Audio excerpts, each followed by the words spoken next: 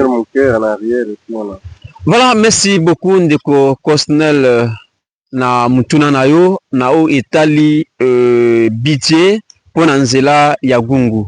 Justement na cadre wana avant kingana ya ko intervenir toko passer micro na ndeko Eve Kabolo parce que ye azo ko assurer biso na o etali construction ya nzela. Eve Kabolo, est-ce que okolo bela biso sur quelques réalités na o etali nzela ya gungu surtout na o eza budget?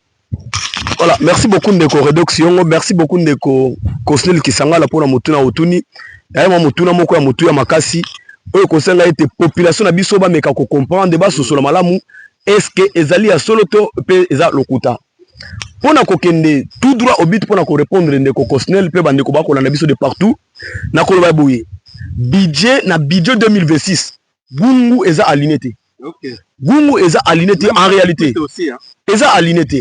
Mais tobo sanate que na makamba budget, il y a ce qu'on appelle aussi les imprévus. Gungu pourra se retrouver na conscience là oyo na ba imprévu. C'est ça je dis que réalité to rêve et comme réalité. Mais alors pour être clair, pour être véridique, jusque là il y a aucune preuve, j'insiste qu'il y a aucune preuve qui prouve que Gungu est prise en compte pe musala oyo ekosalema. Mais naza koloba boye ata ko eza bongo eza oyo balobaka ba imprévu na budget. C'est de là où Gungu peut se retrouver. C'est pourquoi j'insiste là-dessus na koloba ete Gungu oyo nzela oyo ekotongama mais ba ponami na biso ba ototinaki na parlement batika ko welisa pour que baya ko zongela biso na 2028 na ba discours que ngam na sala boyo koma voilà et comme discours ya campagne eloko musu na koloba le Cosnel eloko musu na kolobisa bandeko ba ko na biso de partout omoni ba bandeko biso totinda na parlement autre binga ba benga ba député totinda bango na parlement pour que peut-être de là na koti mbala moko pona koloba makambu ya rôle ya ba tinda minabiso na parlement bakendaka pona ko voter mibeko bazo voter mibeko pe ko landela mibeko wana mais il y a des fois ba pona minabiso ba député tant bazo ki na parlement et depuis qui sont là permettez quelles sont les lois oyo ba voter oyo ba ça dire population que vous avez nakokoma ndeko Cosnel nakokoma mais on a koloba ezak été bandeko na biso ya des fois ba eli na biso bakendaka kopona mibeko mususu o eleki biso ba petit peuple na ndelo voilà et tant bazo pona mibeko eleki biso na mayele e komi lokola bisika na bango akolia bisika na bango akozwa mwa lipa akozwa mwa nguba akozwa mwa sukali mwa miliki pona biso ba peuple ba petit peuple tsani tonyokwama. Alors pona makambo etali kotonga manzela rôle ya ba député na biso za nini ba kende ko pousser gouvernement ba kende ba loba ba tia gouvernement musuku pour que gouvernement akoka koyoka mawa na biso na tina ete ameka kosala ni ko pesa opportunité pour que nzela efongama kasi député mon côté dans le monde j'insiste là-dessus ceux qui ba député maramna ko lobeza lokuta ba ko prouver le contraire que dans le monde on est aux aboyés les ana député assis à Tchara Makadam abongisaka nzela asphaltage nzela à 70 km 80 km député seul à kokokate parce que selon les informations ça reste à vérifier 1 km d'Anzela et coûter $1 million. Et oui, vous savez, ça dépend de la qualité d'Anzela voilà. Ça dépend ça aussi. Aller au-delà. OK, ça peut aller au-delà. Nous prenons le maximum $1 million. Alors je pose la question na bande ko biso ba député na bato ba yebi député a touché à combien? Ils sont dans les 30 et quelques $1000 au bazo touché. Selon certaines informations, pour na kuna pété na sala kuna té na épé député té. Ba ko touché ba 30 quelques $1000. Ceux qui poko qui a $1 million, au cause de 30 000 divisé par combien? Si mandat député sili.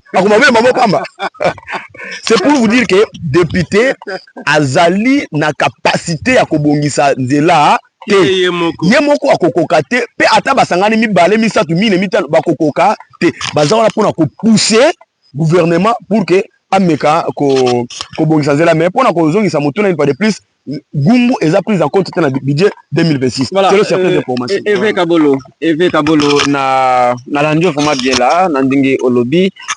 Alors olobi que député azakuna pona kolandela kota la suivi ya banzela ko pousser gouvernement ko donc pourvu que a senti que non ba élu ya koto wana bazo déclarer na état linzela. Est-ce que c'est le cas pour le territoire de Gungu? Voilà, merci beaucoup. Ndeko rédaction na sekainano. Yango na loba kiawa, je l'ai dit tantôt. Ba oya biso moko omoni balobi ke vous savez moko le kota facilité. Si ils sont unis, ceux qui ba sangani balobi liloba moko et ko pousser le gouvernement à réagir. Mais c'est le contraire avec nos députés. Je dis c'est le contraire avec nos députés élus de Gungu. Bien. Bazalaka liloba mon côté. Oui. Je vous ai donné l'exemple de la division ici. Oui. Ils sont partis pour la première fois ensemble. Ils sont encore divisés. Et après la preuve, ils se sont Bakenaki Moulouchacha, Oyakei, Aptikilis, et le ministre s'est retrouvé devant plusieurs listes. C'est de là aussi. Et na la population à Gungu. Nazali prophète à m'alerter, mais na koyebi sabino tena o etali province éducationnelle à Gungu. Et koti kala ko ça le matin. Tant que ba atako basangani ndeko Kosnel atako basangani ba changer lenga ko sala et koya te parce que nous avons un arrêté ceux qui bâtit en pratique bâtit en application vous koti kala ko za division éducationnelle te parce que balobi boy pour que ba accorder bino province éducationnelle otoko benga vulgairement division il faut vous en 4 territoires. Donc nos amis nous ont trompés. Mais j'ai mon frère. Balobi arrêté Ezali, ceux qui arrêté wana bâti en pratique. Gungu et Kotikala kozwa division éducationnelle T. Parce que l'esprit de l'arrêté est que pour que on vous accorde une province éducationnelle, vous devez avoir plus de 4 territoires. Par contre que biso na Gungu awa, dans la province éducationnelle biso akuli 3, Ezali construit dans 2 territoires. Tout ça il peut na risque. Encore il faut qu'on s'inquiète sur le sous na kipit.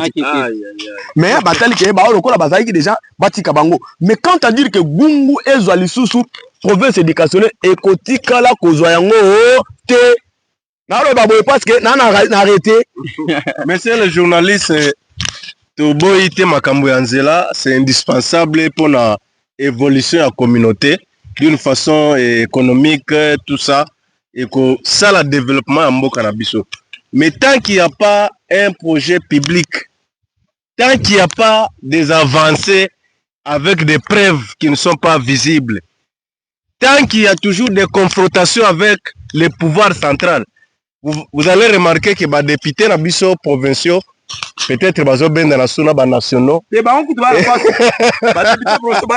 je vous dis, c'est un problème sérieux. C'est un problème sérieux que la population, il faut aider là. Monsieur le journaliste, nos députés, à l'heure qu'il est en principe, il fallait qu'ils sensibiliser la population pour leur dire, voici tous un projet tel, Moussa Lefoué Salema. Quel est maintenant l'apport de la population dans tout ça? Mais au moment, ils sont là en train de se battre. Bazo Luka, na Sekuna ya Mesa, qui va tirer quoi? Et tout ça, je vous dis, c'est un rêve. Merci beaucoup, monsieur le journaliste. Excusez-moi de correction. Ndeko Kosnel a béni sous angélé nangai pour na kotali c'était alobi makambo ba députés provinciaux. Bandeko na biso ba députés provinciaux ils vous souffrent. Récemment ils étaient tabassés hein? Récemment il y a l'honorable bon dans le respect pena kotala oya sali l'honorable docteur professeur Soumé Kitenge, ils sont à Outi Kolobelango, il y a de cela quelques jours, ça ne fait pas une semaine passée, à l'obit. Azo Ebi, sa membre du gouvernement, Azo Ebi, sa président assemblée, a instruit ma membre du gouvernement, pour na faire sa bango, l'immédiat na bango.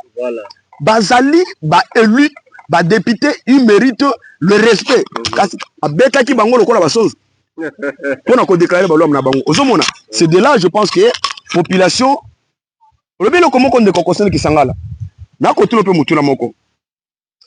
tu voté dans Parlement, en réalité, ils sont redevables dans la population. Obligatoirement. Combien de fois vous avez vu le député de Gungu, Bayenzela Moko, basangani babengi population bayebisi biso tala côté tokendaki tosali bo mbula nini omona depuis bavota bango ça n'existe pas ezalaka te c'est ça aussi pour mes jeunes droits mpona koloba te soki tozokontina lire oyo nzela oyo pour échouer ekotikala kaka rêve botala olimisa ngai bandeko botala nzela yango tokosala kamera benda talisa bango bato bamona ndenge libulu ezali eske oyo soki tokena boyokani te muntani ekosalema eloko ekosalema te échoué. Voilà, merci beaucoup de corridor. Voilà, merci beaucoup Eve Kabolo de Cosnel na l'intervention Nabino. Eve qui se présente comme un chef coutumier. C'est un chef coutumier bien là confirmé. Voilà, alors qui a la kanda. Voilà, qu'on a trouvé cette bande de connaissances bazolanda biso Jacques Biomushila à partir de Mukeji azolanda biso en direct là-bas. Je vois aussi Flamme Mouenge azolanda biso de partout là bande kuna biso ya kin kuna pe toujours mon présence ya AG Coupa Ferdinand azolanda biso. Merci beaucoup vraiment pour na kolanda besoin ba AG Coupa ko sale loko te ça c'est l'autre tu vas aborder voilà on va voir sinon c'est bien oyoki ke ozo ça le côté alors il faut l'avoir parce que alors les amis, tant il y a kotali sa présence na kati ya territoire ya Gungu. Alors ndeko Eve, au moins que point auquel le bas au moment où tu rataka division éducationnelle na territoire ya Gungu et meminga susu musika na kanda je vous dis. Alors au moment où parce qu'on a vaincre yango. Na vaincre pour le moment ba élu na biso ya Gungu bakomi na champ de bataille pona nzela ya Gungu oyo akomitaki ezangai oyo juste non monsieur le journaliste permettez-moi de vous éclairer.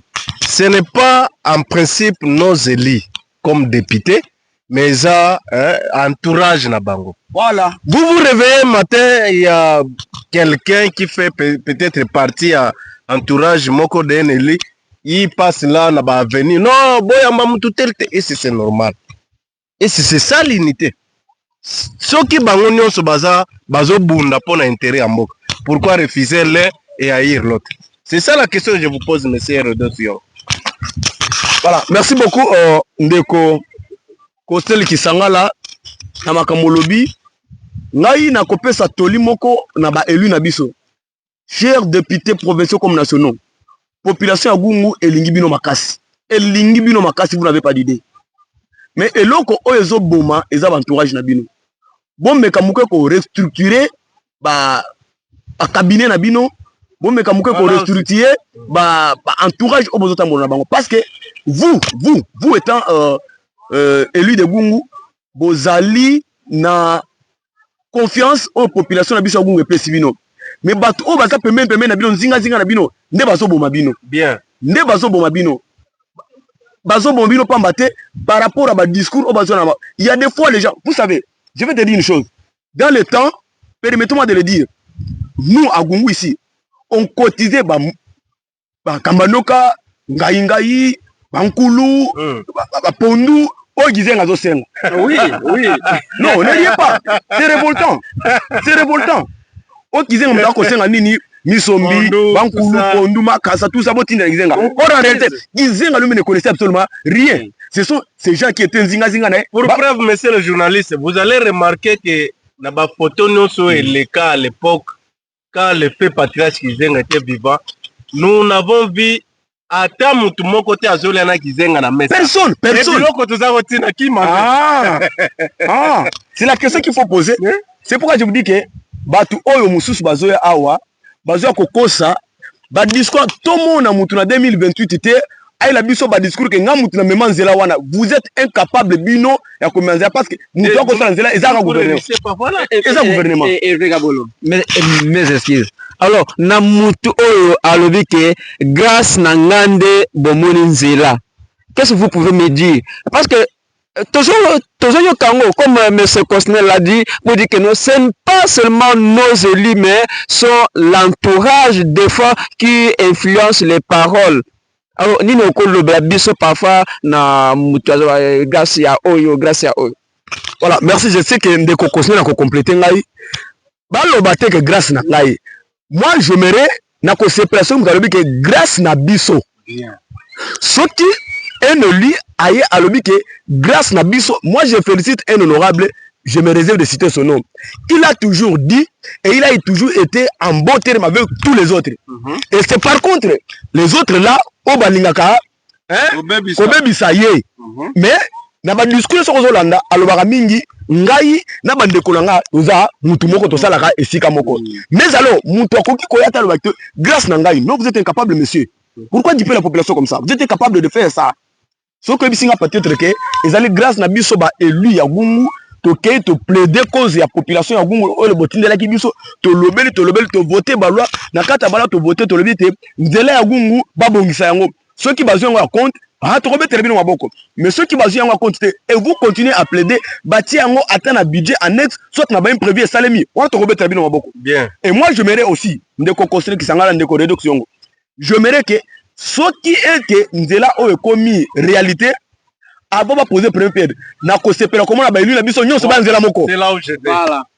Na ko sepela komo na ba élu na biso nyonso ba ya nzela moko.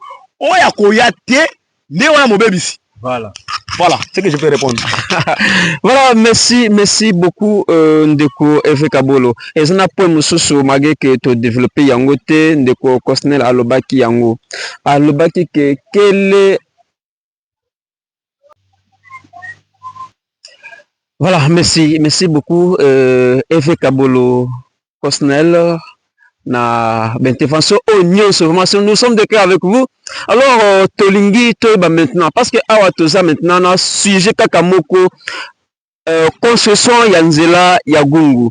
Tolingi toyeba apport nini ya population ya Gungu ekoza nango pona nzela na biso ya Gungu. Tozo banda bungo na ndeko Cosnel Kisangala. En tout cas, merci beaucoup, monsieur le journaliste. Oyebi que ce bozala qui 5-6 la investigation à boye, population et l'inga qui a déjà éveillé.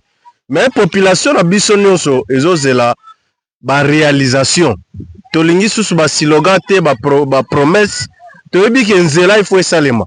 Mais anga nzola mbatmo na mbambi apanga ta jeni gishogeji. Donc en dehors de ça, je n'ai pas un autre mot à vous ajouter, monsieur le journaliste. En tout cas, merci beaucoup. Voilà, toko leka boina Efe Kabolo DJ Tempo.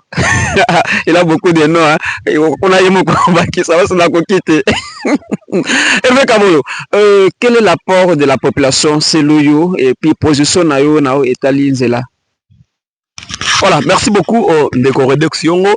Toujours comme bon on a souka ya koloba mingi ezali mais je vous annonce de maintenant que la prochaine émission dans les temps qui suivent toko annoncer bino yango.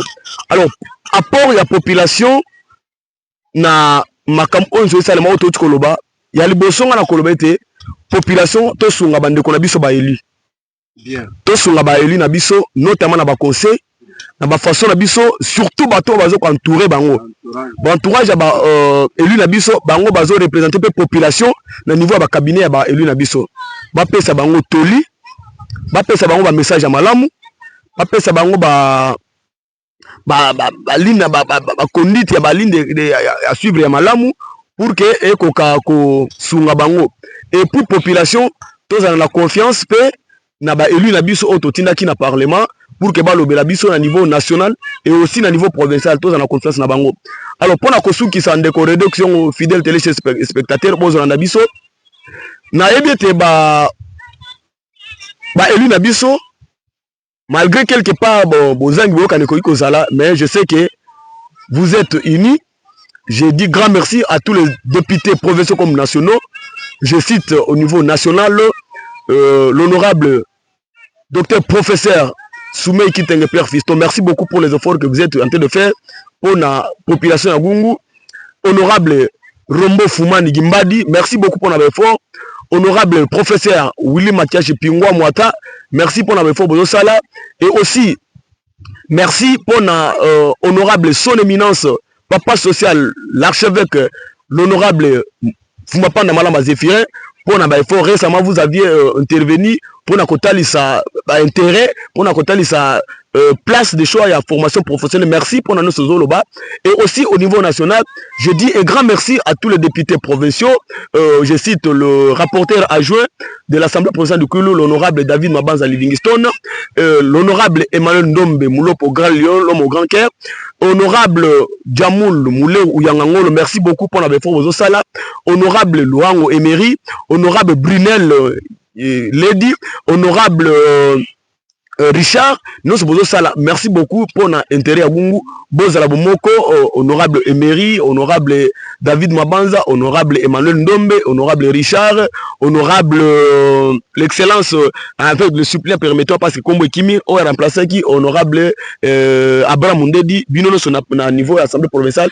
Faites un effort pour que Gungu Nabiso Ekende. S'il faut faire de lobbying, faites-le. S'il faut qu'on soit là coaching, faites-le. Il faut qu'on manage pour la population Gungu. Faites-le. La population de Gungu est de cœur avec vous. Merci beaucoup, Ndeko Redox Yongo.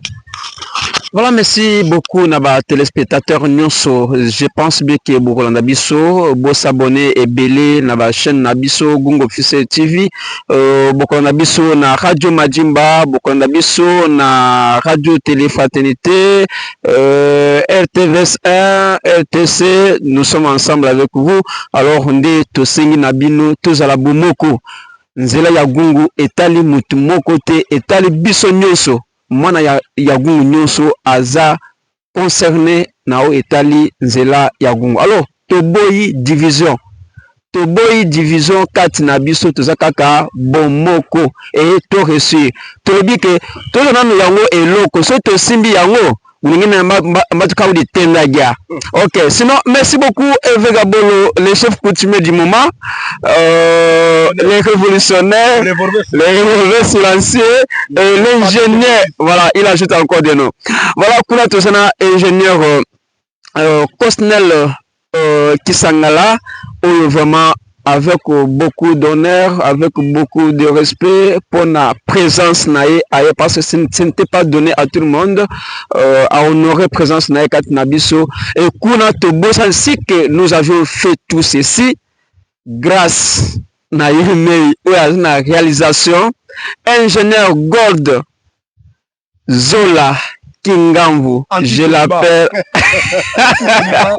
Il y a maman Patience, voilà. Papa na Christevi, voilà. Mbo Théâtre, papa na Patricia, papa Benoît Kingamvu, Masele. Merci pour la Moussala pour l'éducation. Mais au monde de réalisation, il y a ingénieur Gold Kingamvu. Merci beaucoup. Moi, je l'appelle Montana. Sinon, c'est bien. Merci beaucoup. C'était là. Redo Siyongo au micro. Nous vous disons merci. Et merci beaucoup à l'ingénieur Kosnel Kisangala. Merci beaucoup, monsieur le journaliste. Merci beaucoup. À la prochaine. D'accord.